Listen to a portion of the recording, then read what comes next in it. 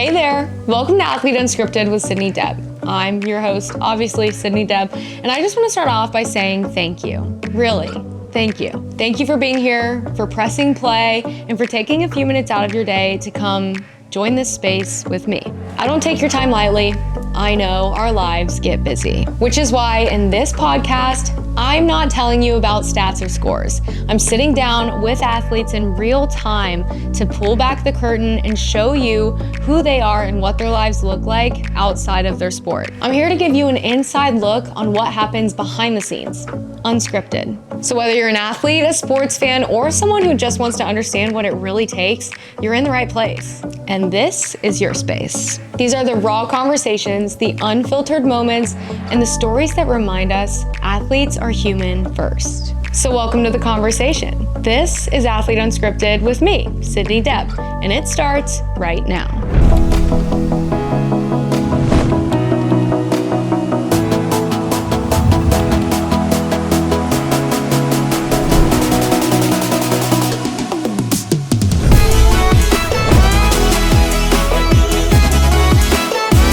Choose Miranda Construction. With decades of experience, Miranda Construction has rapidly become the Ville's leading design building general contractor. Their expert team delivers the highest quality projects on time and on budget. Whether your project is big or small, Miranda Construction is committed to one thing, your satisfaction. Be the best builder, build the best buildings, do it with the best people. Miranda Construction. Welcome back to Athlete Unscripted. I'm your host, Sidney Deb, and today we have Louisville wide receiver, Chris Bell. Chris, welcome. Thank you.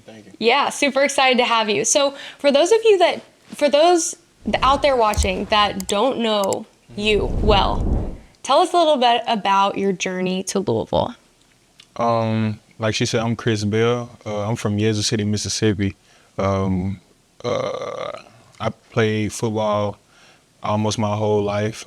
Started from flag football, and fast forward to high school, ended up transferring to a Christian school, and that's where I blew up my 12th grade year and got that offer from Louisville, and now I'm here. You know what I'm saying? Now you're here. Awesome, I love it. Chasing your dream. What's been your favorite part about being a wide receiver so far? My favorite part about being a wide receiver is scoring touchdowns. Like being in that box, getting being able to celebrate, do my little dance. I like to dance, so that's my favorite part about being a receiver. Yeah, you get to be right there in the action. And honestly, sometimes you get to be the action. Right. Yeah, so fun. What's your favorite dance or celebration? Right now, I've been on the trip out. The trip out. I've been doing that dance a lot. That's my favorite dance. Okay. So look out for that celebration in the end zone, okay? Okay, so new coach, Deion Branch, obviously, Super Bowl MVP, lots of accolades, arguably one of the best to play that position, now is mentoring you here at Louisville. What's that like? How cool is that? Real cool. Like I said, Deion Branch, he always mentored me. He had kind of just been like on the side, couldn't really put much into me. But it's been a blessing, to have Deion Branch as my receiving coach for my last year here. So I'm glad to, learn a lot from him, see how he made it, where he made it to in his life, and, just take advice from him and just let him pave the way for me. Absolutely. What's your all's relationship like? Deion, he's like, I call him Unc. He's like an uncle to me. Like, I love, everything about Deion. He understands me. He understands all the players. So he's someone that I can, vent to, talk to, just get, down, like, deep, about me. Oh, yeah. Yeah, would you say your relationship is different on the field with him during a game, during practice, than off the field, maybe in the meeting room or the weight room? I think it's the same. Okay. It's all the same. It's all the same. That's good. That's good. It's steady. I love it. Okay, let's talk a little bit about football. Last season, we all know what happened. We all followed along. What are you most excited for this season? You've got a new season ahead of you, clean slate. What are you most looking forward to? I'm looking forward to, playing with Colin Lacey. He didn't get to play as much last year, because of an injury. So I'm excited to play with him. I'm excited to play with Miller Moss. But, just show the fans, the real me. I feel like it's a lot, know what I'm saying, that I have left out on the field that I still haven't, showed. And I'm just ready to show the fans like who I really am and like I really get down and busy. Ready to show the fans who you are. I love it. Make your mark.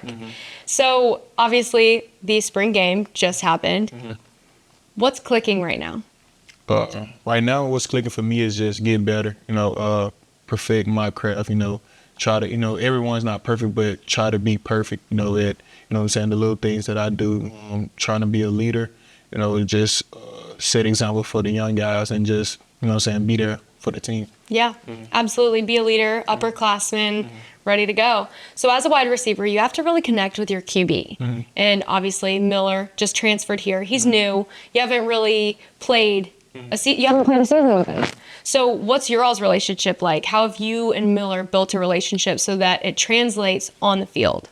First time Miller got here, we clicked, like, he hit me up, I follow him on Instagram, he hit me up, just telling me, like, what's the plan, and we just been locked in since he got here, just really building that connection off the field and on the field. So, building that connection off the field helps with being on the field.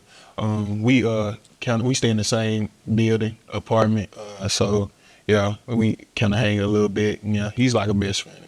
Oh, that's awesome. I was going to ask, you're pretty close to Miller. Who else are you pretty close with? I'm pretty close to Colin. I be around Colin a lot, Rashid Miller, and a few more other players, but those the people that I'm, and Stanquan Clark. I'm really close to those. Yeah, that's awesome. That's really important to have those relationships off the field so that when you get on the field, you can communicate so much better. Right. That's so awesome. So let's talk about being off the field a little bit. Obviously, lifestyle. You have a very rigorous schedule. You're in the weight room, having meetings at practice, getting ready for all these games come fall. How do you balance football and life? What do you do in your free time? In my free time, not gonna lie, I'm not the type of person that really do too much. I'm like a really laid back guy outside of football. Inside of football, I'm like hyper. I'm always the, the funny guy, and just the, the uplifting person on the team. But outside of football, I kind of like just wind down. Spend time a long time with myself. Just sit in the house, watch movies, play video games. Sometimes I hang with friends, but I don't really do too much outside of football, so that's me outside of football. Yeah, what's the hobby or what's something you enjoy that people might not know? I enjoy shopping, like shopping for shoes and clothes. Okay. I really do enjoy that. Like I'm always looking for something new to wear. I like, dressing up. Another thing I do enjoy is like self-care. I like to get my toes done and nails done. So you get pedicures. Yeah. That's awesome. Hey, self-care. Yeah. You got to take care. And you're rough on your feet out there on the field and cleats all day. I get it. All right, let's talk about your family a little bit. Yeah. They obviously play a big role. The people around you play a big role in you becoming who you are. And I wanted to ask, what's a memory or something from growing up that really defines who you are or built you into who you are? I feel like my whole life, like how I grew up, it really defines who I am, and it really just made me who I am today. Life was tough kind of, growing up, but, I always had my dad and my aunt, my two aunts, and they always been in my life, and they always been my role model. They always been there for me, and I'm very thankful for that because, a lot of people, and I'm kind of one of those people that don't have a support system, but they always support me. So I'm really thankful for having them. That's awesome. That's awesome. So you played football your whole life, pretty much. What was a defining moment in your football career that you were like, hey, I could do this at the next level at a school, at a university somewhere? So funny story is, 9th, 10th grade, I kind of was just playing football, like hoping like to go D1. But my 11th grade year is when COVID happened, and we only had 6 games. And after that season, I went to this camp, and I was with some of my friends. Mind you, I didn't have no money, no nothing to play at this camp. But my friends, they got money together, and I ended up playing in the camp. And I think I had a great camp.